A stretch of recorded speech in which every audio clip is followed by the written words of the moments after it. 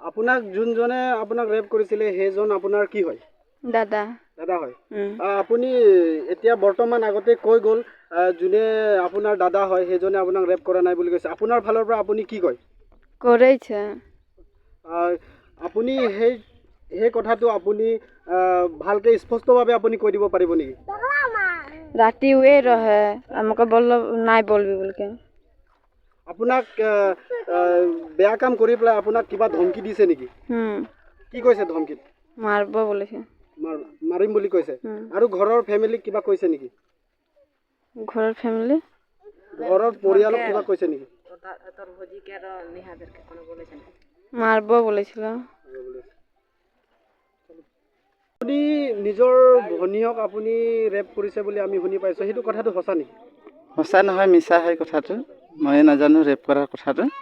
খালি যে ৰাইজেও কৈছে যে ৰেপ কৰিছে, ছোৱালীকেইটাই কৈছে যেতিয়া আৰু মই মানি লৈছোঁ, কিন্তু মই ৰেপ কৰা নাই ছোৱালীটোক। তেনেহ'লে গাঁৱৰ ৰাইজে চবেই কৈছে ৰেপ কৰিছে, আৰু যোনে আপুনি ছোৱালীটো নিজেও কৈছে ৰেপ কৰিছে বুলি, আপুনি এতিয়ালৈকে মানি লোৱা নাই, সেইটো কাৰণটো কিহৰ কাৰণে? কাৰণ মই সঁচা কৈছোঁ যে ৰাইজে যি বিচাৰ কৰে, মই কিন্তু ৰেপ কৰা নাই। কাৰণ মোৰ নিজৰ ঘৰৰ পৰা সৰুৰ পৰা ডাঙৰ কৰিলোঁ, মোৰ ভনী লিখীয়া ছোৱালী লিখীয়া ভাবোঁ মই। আৰু মই এই কথাকেইটা গম নাপাওঁ যে বুধবাৰে ছোৱালীটো ওলাই গুচি গ'ল। তাৰপিছত শনিবাৰলৈকে চুপচাপ থাকিলে, যেতিয়া দেওবাৰ আহিছে গোটেই দলে ইমান মানুহ গৈছে, মই ভয় খাই পলাই গ'লোঁ। তাৰপিছত এতিয়া শুনিছোঁ যে এনেকুৱা তেনেকুৱা কথা, আৰু ময়ে নাজানো এইকেইটা কথা যে ৰেপ কৰাৰ কথা। মোৰ ঘৰতে মই এইকেইটা ভাবাই নাই যে মই কেনেকৈ ভাবিম মানে জানিম।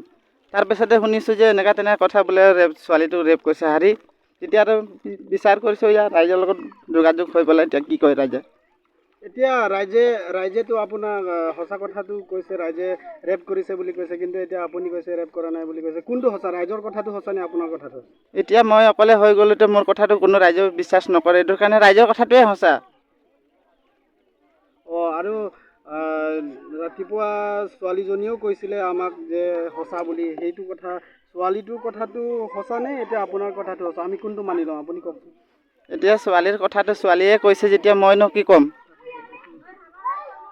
নিজৰ ছোৱালীকেইটাই কৈছে যেতিয়া আৰু মই আৰু ৰাইজৰ আৰু আপোনাৰ নিজৰ সৰু ছোৱালীটোও সাক্ষী দিছে এইটো কথাটো সঁচা বুলি। আপুনি নিজৰ ছোৱালীটোৰ কথা ৰাখি আপুনি সঁচা বুলি ক'বনে, নে আপুনি নিজৰ ব্যক্তিগত ভাবি পেলাই আপুনি কথাটো সঁচা বুলি ক'ব? নিজৰ ব্যক্তিৰ কথা কৈ পেলাই সঁচা কৈছোঁ। কাৰণ মই ৰেপ কৰা নাই, হওক বিচনাত একবাৰেই গৈছিলোঁ, তেহেঁতে ল'ৰা পোৱালীকেইটা চব একেলগতে নীলম, নিহা, নিখিল একেলগতে শুই থাকে। একদিন গৈছিলোঁ নিখিল ভৰিকেইটা পালঙৰ ছাইডত পৰি আছিলে, মানে ওলাই গৈছে, তাক চিধা কৰি পেলাই চাদৰটো ঢাকি দিলোঁ, ইমানটোৱে মই কৰিছোঁ।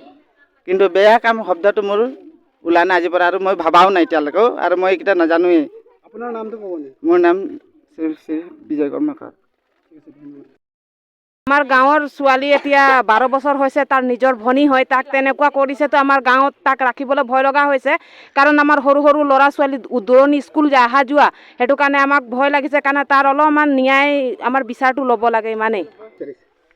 মই কি ক'ম এতিয়া, চব আমাৰ গাঁৱতে তেনেকুৱা সৰু সৰু ল'ৰা ছোৱালী আছে নহয়, এইটো কাৰণে যে তাক মানে একেবাৰে টাং টোপলাই পঠিয়াই দিবহে লাগিব। আপোনালোকে পুলিচ থানাত কিবা এজাহাৰ দিছে নেকি? দিয়া নাই নেকি? গম নাপায় আপুনি?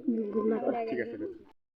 আপোনাৰ যোনে ৰেপ কৰিছে সেইটো ল'ৰাটো আপোনাৰ কি হয়? মোৰ ল'ৰা হয়, ডাঙৰ ল'ৰা। ডাঙৰ ল'ৰা হয়। আপুনি তাৰ দেউতা হয়। আপোনাৰ ফালৰ পৰা তাক কি ক'ব তেনেহ'লে? মই এতিয়া বৰ্তমান ক'ব নোৱাৰোঁ, মইতো এতিয়া ঘৰতো নাছিলোঁ, মইতো পাঞ্জাৱত আছিলোঁ। আহিছোঁ মই এতিয়া ঘৰত পাইছোঁ, সিহঁতৰ পকা লাইনত এতিয়া মই শুনিছোঁ যে এনেকুৱা কথা। চুলেমান সিহঁতি আহিলেতো মই সুধিলোঁ হয়নে, কথাটো হয়। তেতিয়া মই আহি পেলাই ইয়াতে বৰ্তমান এতিয়া সুধিলোঁ, কথাটোতো বোলে হয়। ছোৱালীজনে কৈছে, ল'ৰাটো কৈছে যে মইতো নাই মইতো কৰা নাই, আৰু মইতো দেখাও নাই, আৰু মইতো নাছিলোঁ। বৰ্তমান মই আছিলোঁ পাঞ্জাৱত। এতিয়া গাঁৱৰ ৰাইজে কৈছে গাঁৱৰ পৰা নিৰ্দিষ্ট কালৰ কাৰণে বৈশিষ্ট্য কৰা হ'ব বুলি, সেইটো আপুনি কি বুলি ক'ব? অনিৰ্দিষ্ট কালৰ কাৰণে বৈশিষ্ট্য কৰা হ'ব, সেইটো আপুনি কি ক'ব? মই এতিয়া কেনেকুৱা কৈ দিম, আকৌ ৰাইজে যদি নালাগে বুলি ক'লেতো মইতো তেনেকুৱাই কৰিব লাগিব। লাগে যদি বুলি ক'লে ৰাইজে থাকিব ক'লেতো মই থাকিব দিব লাগিব। মই ক'ত নিজৰ ল'ৰাটো ক'ত খেদি দিম? আপোনাৰ নামটো ক'ব পাৰিব? মোৰ নামটো মহেশ কৰ্মকাৰ। ধন্যবাদ। বিজয় কৰ্মকাৰ আপোনাৰ কি হয়? তাৰ ঘৈণীক হয় মই। আপুনি তাৰ ঘৈণীয়েক হয়। অঁ এতিয়া বিজয় কৰ্মকাৰ কামটো কৰিছে নে নাই বুলি আপুনি কিমান সঁচা ক'ব পাৰে? সঁচাকৈ মানে মই ছোৱালী নিজে চকুতে দেখিছে, এইটো কাৰণে মোক ক'লে মই এইটো ছোৱালীৰ কথাই মই বিশ্বাস কৰিম। এইটো মোৰ নিজৰ ছোৱালী হয় ন, মই পঢ়ি ডাঙৰ কৈছে যেতিয়া মোৰ ছোৱালী মিছা কথা মোক নক'ব নহয়, দেখা কথাটোহে কৈছে মোক।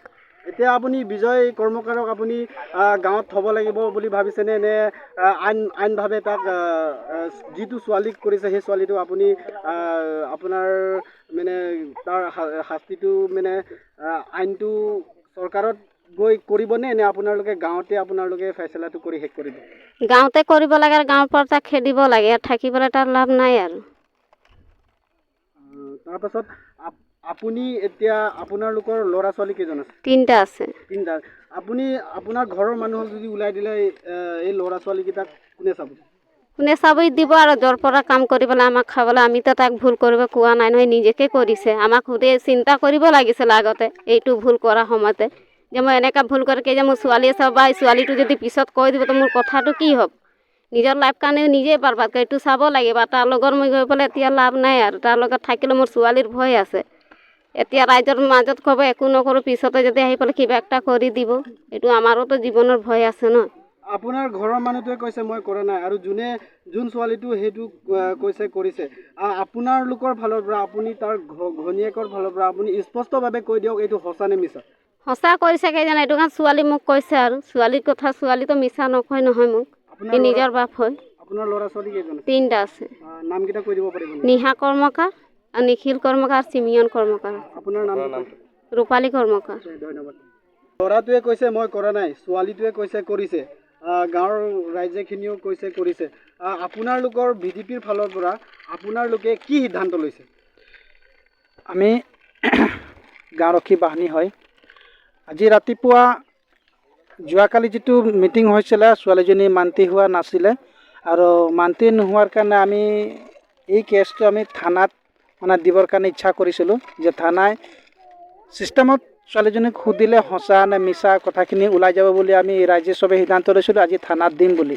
কিন্তু ৰাতিপুৱা যেতিয়া ছোৱালীজনী মোৰ ঘৰত আহি পেলাই আমাৰ সংগঠনৰ মহিলাকেইজনী মেম্বাৰৰ লগত আহি পেলাই কৈছে যে কথাটো সঁচা হয়, আৰু মোক মানে ধমকি দিছিলে সঁচা কথা নকবি বুলি কোৱাত, মোৰ মানে ককায়ে ভাবুকি দিছিলে কাৰণে মই সঁচা কথা নক'লোঁ, কাৰণে মই এতিয়া স্পষ্টৰূপে কৈছোঁ যে কথাটো সঁচা হয়। এই কাৰণে মই আপোনাক ক'বলৈ আহিলোঁ বুলি মোক মানে ৰিপৰ্ট দিছে। তো ৰিপৰ্ট দিয়াত মই অকলে বিশ্বাস ল'ব নোৱাৰোঁ, গতিকে মই ৰাইজক আলোচনা কৰিবৰ কাৰণে আজি এই ফিল্ডত মানে আলোচনাত আমি বহিছিলোঁ, আৰু এতিয়া আলোচনা কৰি আছোঁ, বৰ্তমানলৈকে শেষ হোৱা নাই। আৰু আমাৰ সিদ্ধান্ত ইয়াত দুটাই আছে, ৰাইজৰ ৰাইজে দুটা সিদ্ধান্ত লৈছে। হয়তো এই কেছটো ল'ৰাজনে কৈছে মই কৰা নাই, কিন্তু ছোৱালীজনী স্পষ্টৰূপে তাৰ মাইকী মানুহজনীও কৈছে, আৰু ল'ৰাজনৰ নিজৰ কন্যা, তাৰ বেটী, তাৰ নিজৰ ছোৱালীয়ে কৈছে যে মই লগতে আছিলোঁ, লগতে হৈছিলে, আৰু তাই নিজে সাক্ষী দিছে যে কথাখিনি সঁচা হয় বুলি কোৱাত আমিতো দেখা নাই, তেওঁবিলাকৰ সাক্ষী মানে লৈ এতিয়া আমি ছোৱালীজনী এতিয়া নিজে সাক্ষী দিছে যে হয় কথাটো। গতিকে ৰাইজে আলোচনা কৰি আছে, এতিয়া কেছটো আমি থানাত দিম নে ৰাজহুৱাভাৱে মানে সেইজনক আমাৰ গাঁৱৰ পৰা অনিৰ্দিষ্টকাললৈকে বহিষ্কাৰ কৰিম, সেই বিষয়লৈ আলোচনা চলি আছে, আৰু আলোচনাৰ ভিত্তিতেহে আমি ফাইনেল দিবলৈ পাৰিম। আপোনাৰ নামটো ক'ব? মোৰ নামটো হৈছে চলোমন নায়ক, মই গাঁওৰক্ষী বাহিনীৰ সম্পাদক। ধন্যবাদ।